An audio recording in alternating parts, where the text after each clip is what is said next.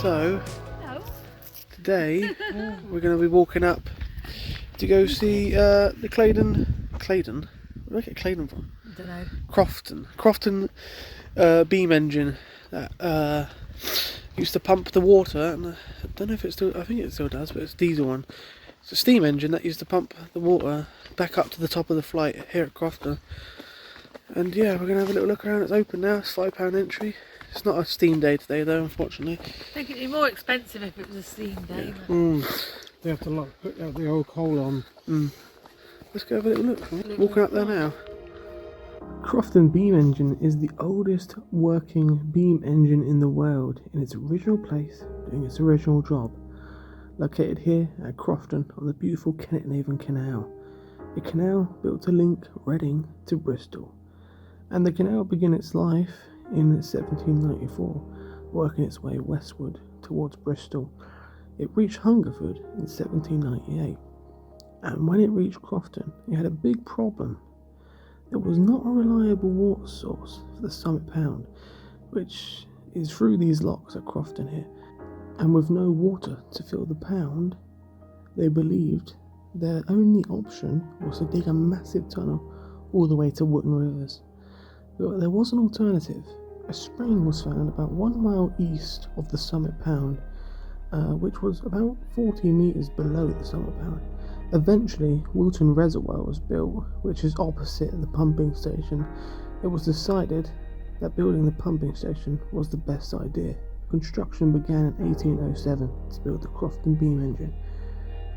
Built for 2 engines, 1 main engine and also a backup engine in case of breakdown, because if they just had 1 engine and it broke down, it would take weeks for it to be repaired. The first engine, built by Bolton and Watt in 1812, who built the Cornish mine engines, had 51 horsepower, and it was a lift pump capable of lifting 2,274 pounds, or 1 ton. And the second engine, which was first built in 1809, was replaced by Harvey & Co. of Hale in 1846 with a much improved version of the first, and was capable of 56 horsepower and was also capable of lifting 1 ton of water. But this pump worked differently. It was used as a force pump, not a lift pump, which you'll see the difference later on. Apple tree's got apple and blackberry ready for you. Yeah, this is probably the passage for the horse. Oh, I think it's locked. I don't know. I have to have a look.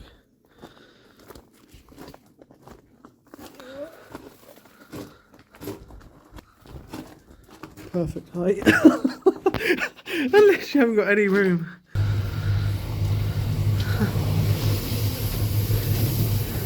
But you can't get underneath. You're just underneath a railway thing then. A little bridge. Yeah, we can't get underneath that way. I think I remember reading you have to go up and around. Obviously because people just sneak in for free. So we'll go up and around on the road now.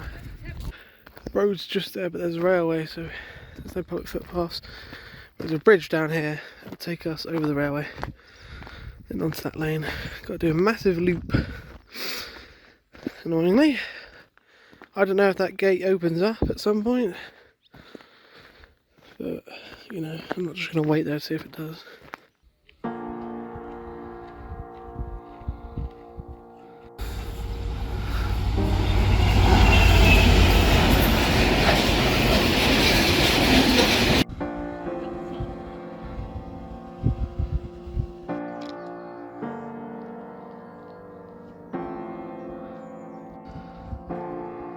Look at that. This old fence thing here, look. It's the trees eating it. Says what that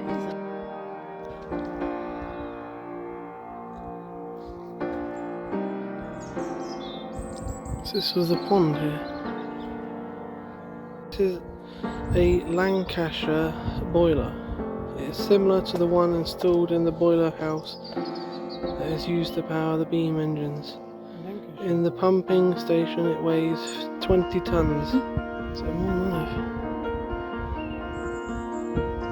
Piece.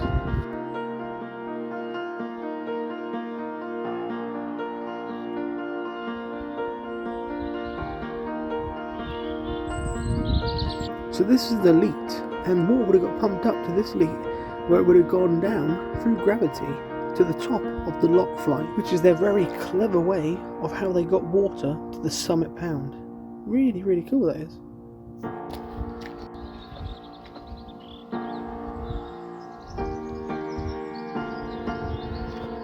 So this is the Archimedes screw, which they found in 1970 in the Hungerford Basin, and it was their primitive version of a water pump, which they used to drain the locks so they could do maintenance on them. And this one is 200 years old.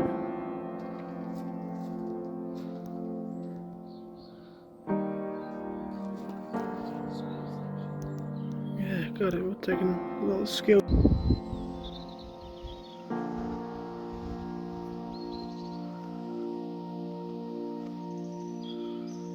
Doorway used to be a lot higher than it was for some reason. But Will would be up here still in that coal right now, wouldn't he? Yeah. So, my first one for a few weeks, but I remember. The Marshall engine. That's where obviously a listed building, because not only the. Oh, it's right there, yeah. So it's nice in a way, but it's a pain sometimes, especially if it's your house. How many people work there?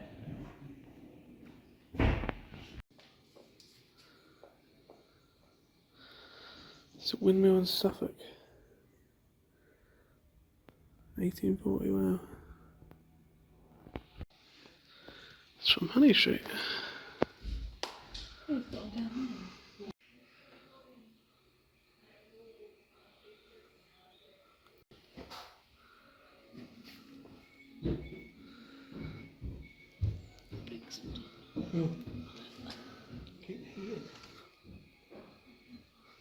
This one's 1846. So steam comes in here, main valves here, you turn the valve on, full job when it's under steam. And then the various operations controlled by these three valves here. But here there's the main steam piston. It's about 1 metre in diameter, it's about 7 foot of plunger. And the piston itself, so it's driven by the steam entering the top of the cylinder. Actually just behind you is quite a good illustration. That just shows that the steam enters the top here through this valve here, and it's the action, the power comes from the steam itself pressurizing the piston downwards, and then steam is entered underneath here through this system of valves, and you inject water into the steam, which creates a vacuum. So there's a sort of a pushing and a pulling action, which is where the power comes from. It's as simple as that, really. But the condenser here, which is the place where the cold water is injected into the steam, is next door. It's down the bottom in a tank in the well. So that's injected at that point there. But here it's the main operation here. In fact, you've got the three valves here. It's the sort of the throttle here, if you like, on the left, to control the amount of steam coming in. This is the inlet, which is the valve at the top, and then you've got the equilibrium valve here, which connects the two, because obviously you could only allow the action of the pump, the weight of the pump itself will pull it down, and then the steam itself pulls it back up again. And so in order to allow the weight of the pump to move and the piston to move freely, there's a connection between the two. And there's a valve in the middle, which is the equilibrium valve, allowing that piston to move. Yeah. So that's the way it works. Yeah. That's Wow. the summary. Quite simple. Well, Simple, really. A Really? lovely job. Normally when it's steam, one of my little jobs is to lubricate the oh yeah. thing. You're very careful there because you fill it up. And you've got to make sure you do it at a particular point, otherwise you get a face full of oil, basically. Oh okay. So, Oh, I can imagine, yeah. yeah, you've got to do it at a certain point when it's down and it's just about to come back up again. So we've got the vacuum is still within the cylinder. You haven't got long to do it then, really. No, that's right. And so you've got to sort of vacuum when just at the point the piston's coming back up, and you get this sort of sound of the oil being sucked in here. You know? Yeah. So then you know you've done the job. Okay. You don't get it all Showered everyone up. We We live on a narrow. Yeah, we're on the canal. Oh right. Yeah. We're monitoring the operation. This is a demonstration really, and you can see what's happening each time. It's lifting a ton of water each time. Wow. It's 1,000 litres, 1,000 kg. So each one it goes up by sort of 1 ton each time. And it's about 10 or 11 strokes per minute. I think that one's 11 and that's 10 or something like that, but it's about that. So you can see. So it creates the power is created, and then you can calculate the power in horsepower. I think we're measuring here in horsepower. Good to see the old in the noon. Yeah, this has been done by some engineers, scientists actually at Bath University, and I think all of us are involved with it as well, which is a nuclear bomb factory. So I don't know what they've got to do with it. They've got some pretty good people that are dead keen on being involved in this. Yeah. There you go. So that's the process. 1965, yeah, and we did a Said that they've done it to originally because this was a better make or something, was it? This is the original one. This is the Improvement. original, so this is a heavier unit. It's weighs about 6 tons, and the other one here, the 1846 one, it's about 4.5 tons. Oh, it's lighter. Yeah. So you can see the difference actually. Well, you can see the 34 years difference. Yeah, you can. In terms of the design of the engineering had advanced in that 30-year period. Yeah. So you can see there's some nut here, the sort of securing of the pivot here. It's all a bit kind of stuff you do in your garage, sort of thing. You know what I mean? You get it roughly right and then whack a thing in there. Yeah, slightly botched. Yeah. But I mean, think about it. This was made at a time when modern machine tools weren't around. So. Right. It's almost like making it in your garage. Yeah. You do whatever you can. Whereas over there, you'll see in a minute, there's a proper engineered pivot there. Yeah. And you can see in the design of the bolts here as well, these are just square, basic square bolts. Yeah. Whereas on the other side, you'll see proper Whitworth engineering coming. Yeah. Standardisation have begun to come in. 34 years later, isn't it? So They've begun to standardise on the thread sizes and on the design of bolts and components as well. And you'll see that this is slightly more engineered. It looks more professional. Yeah, you can see linkage that. on that side. In 1880, I don't see how anyone can look at it, whether he knows how it works or not. Accent on that. Lovely, Listen to the strong, satisfied noises it makes.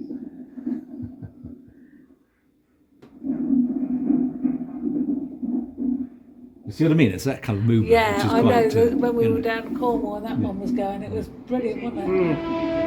Lift the water up to the top of the canal to make up the wastage. This pump here they're showing is a lift pump. Yeah. Clearly, it just simply lifts it up. Whereas the other one here on the other side is a force pump, so it's forcing the water up. Oh, okay, yeah. Pushing it. And ripples away down to the canal and out into the Wiltshire Sidings.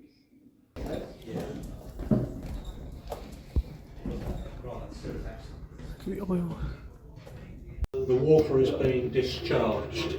Whereas if you look at number 2, the pump rod is to one side of the launder. Yeah. Yeah. Because number 2 is a force pump, not a lift pump. So unlike number 1, which lifts water on the power stroke, number 2 on the power stroke lifts a 6.25 ton dead weight, which is sitting on the end of that pump rod. That's equivalent to a 40-foot lift of water. So it pumps on backstroke. So the power stroke lifts the big weight, and on the backstroke down comes the big weight, forces the water through a clack valve in the adjacent column. So if you look over the railing, just over the back there, you'll look straight down on top of number 2's foot valve. Just take a look, park yourself about there, you'll look straight down on it. Wow, it's quite far down. 40 feet. Wow. So this is the driving platform. This is where the engines started and stopped. So on the back wall there you've got a clock. That's the pressure gauge, that's linked up to the steam chest upstairs in the cylinder head room, effectively a reflection of the boiler pressure. Clock next to it is the vacuum gauge, that's obviously linked up to the condenser on the other side of the wall, that shows the vacuum. So when we come to start these engines, you'll have no vacuum and you've got no load on the pump. So to start these, you've got to manually operate the valve gear to pass the steam through the engine to start the condensing process on the other side of the wall. As you're building that vacuum, you're stroking the engine, so at the same time you're actually building up the load on the pump. So if you imagine with number 1, it drops, up comes a bite. Well, that bite's about 8 feet. Drops again, another bite, another 8 feet. So it takes probably in the order of 8 to 10 strokes for the engine to build up a full load on the pump, plus develop that vacuum. Once you've got that, you can then let go of the levers, the engine will practically run itself. The only thing the driver's got to do is control the stroke of the engine. Right, so if we look at what's here in front of us, upstairs in the cylinder headroom, behind the cylinder, the steam chest contained the throttle, the equilibrium and the inlet valve. The one valve it didn't include was the exhaust valve, which is down here on the floor there in front of me. So if we think about it for a moment, throttle, equilibrium, inlet valve are upstairs, they're all above the piston. The exhaust valve is downstairs, it's below the piston. Yeah? The valves themselves open by gravity, and the tappets on the plug rods close the valves. And people say, plug rods? Huh? Well, actually, yeah, because when the engines were built, the valves in these engines would have just looked literally like a plug from a sink or a bath. Oh. They were that simple. Not very efficient, very poor clearance volume, long since replaced with Harvey double beat valves, which has got a twin seating, so effectively the valve, there's a fixed portion and then the moving portion comes down over the top of it. There's 2 seating faces and a lot more clearance volume, so it's a much more efficient valve. But the name obviously remained. Now, what makes the Cornish engine unique is that, unlike an internal combustion engine, the exhaust and the inlet valves are linked. They open practically together. So I'll take that catch off. Now watch that inlet. Yeah? So it acts practically together. Oh. Yeah? So, what's going on?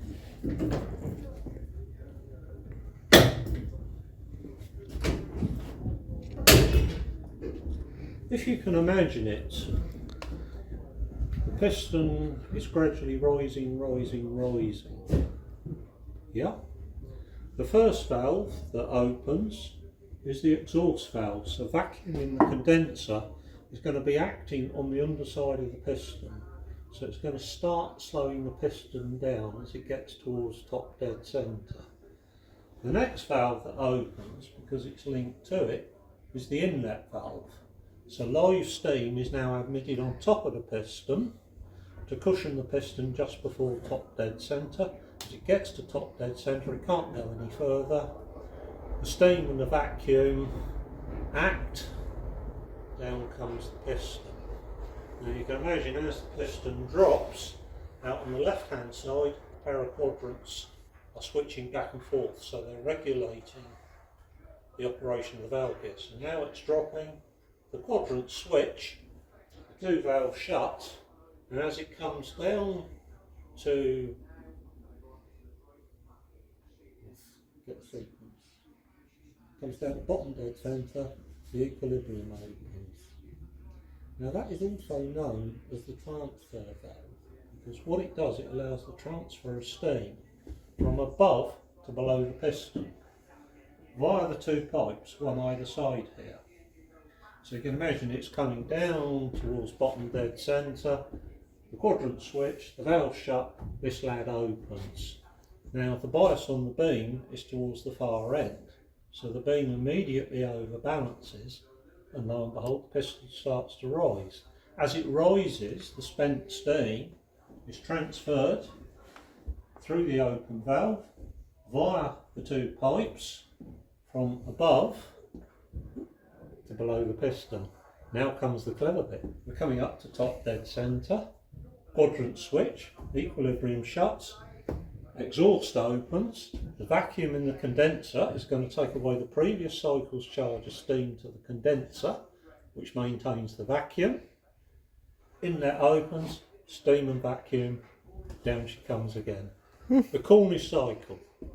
I think it took me about 2 years to get the head round that when I was learning to drive. Yeah.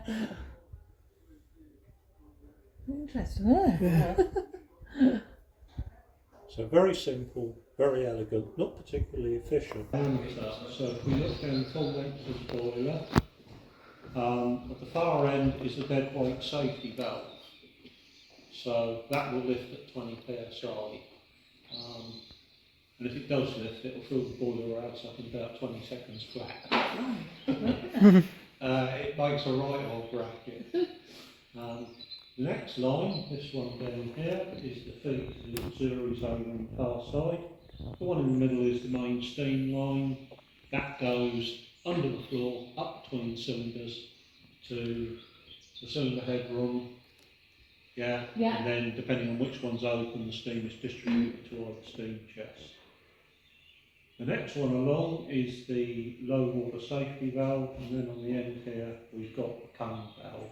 Now at the end of the day, when the boiler's been run down, we have to vent the boiler to atmosphere.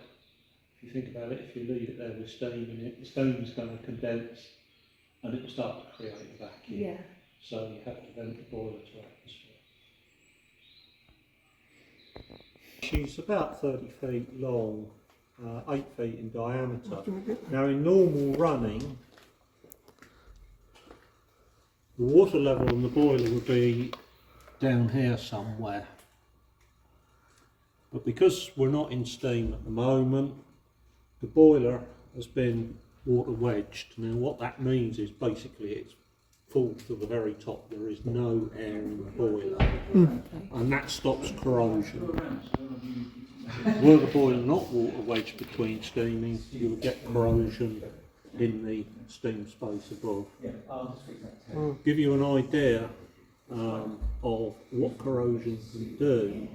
One of the boilers at Clay Mills, back to 5, I think it's their number 2 boiler, was left with water in it, and the steam space, the level where the water was left, the boiler has rotted out. Oh God.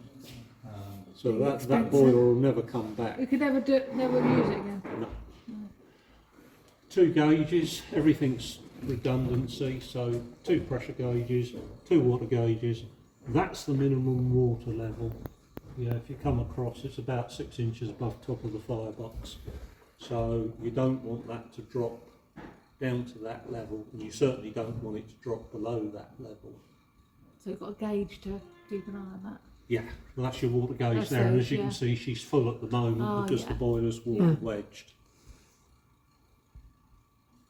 Now, if you look down the fireboxes, so you can see the grates are about 6 feet long, and at the back there is a little wall. Oh yeah. So when we're firing these using lump coal, essentially you fire them on the thirds.